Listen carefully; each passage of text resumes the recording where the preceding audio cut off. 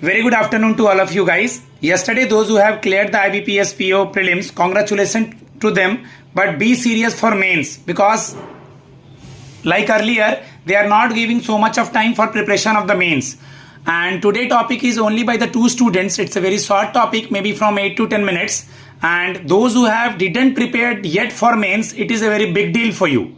And those who didn't clear, no need to worry. We have lots of chances. And a single student will take a selection only in a single bank. So just try to think like that. We have a lots of opportunity behind and lots of opportunity upcoming. Okay, Sweta. Good morning, sir. I am Shweta. Today my topic is citizen, domicile, migrant. Why should we worry about provincial citizenship? Sir provincial citizenship का मतलब होता है कि हम क्या एक state मतलब हम होल इंडिया को पूरे इंडिया को एक साथ नहीं लेते हैं. हम इंडिया के सिटीजनशिप को as a state wise divide कर देते हैं. जैसे ये वेस्ट बंगाल के लोग हैं, ये महाराष्ट्र के लोग हैं, तो ऐसा डिवाइड कर देने से बहुत प्रॉब्लम होता है.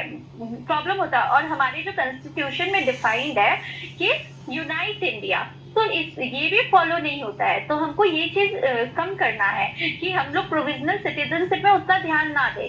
प्रोविजनल सिटीजनशिप की वजह से जैसे मिग्रेंट वर्कर को बहुत ज्यादा प्रॉब्लम कोविड में दिखा गया है कि अगर हम वेस्ट बंगाल के रहने वाले हैं, हम महाराष्ट्र में जॉब करने जाते हैं, तो हमको बहुत सफर करना पड़ता है कि वहाँ के लोग बोलते हैं कि यहाँ सिर्फ महाराष्ट्र के लोग रहेंगे, दूसरे स्टेट के लोग नहीं आ सकते.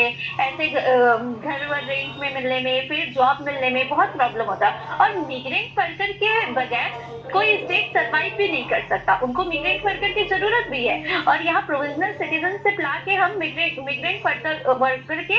वर्कर को बहुत माइग्रेंट वर्कर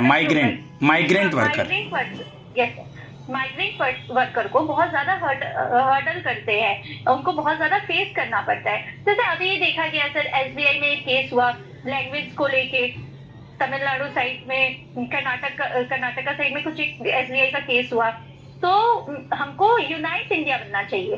जैसे हिंदी लैंग्वेज पूरे इंडिया में एक्सेप्ट होना चाहिए, ऐसे कि हमको मिग्रेंट को रिस्पेक्ट करना चाहिए, माइग्रेंट को रिस्पेक्ट करना चाहिए दूसरे स्टेट से आ रहे हैं. तो ऐसे क्या जो दूसरे स्टेट में स्टडी के लिए, एजुकेशन के लिए जा रहे हैं, उनको फेस ना करना हो.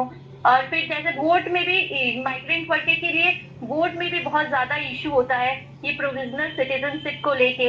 इसीलिए इस आर्टिकल में यही बोला गया है कि हम प्रोविजनल सिटीजनशिप को कम करें और यूनाइट इंडिया बनाएं. जैसे कि इस आर्टिकल में एक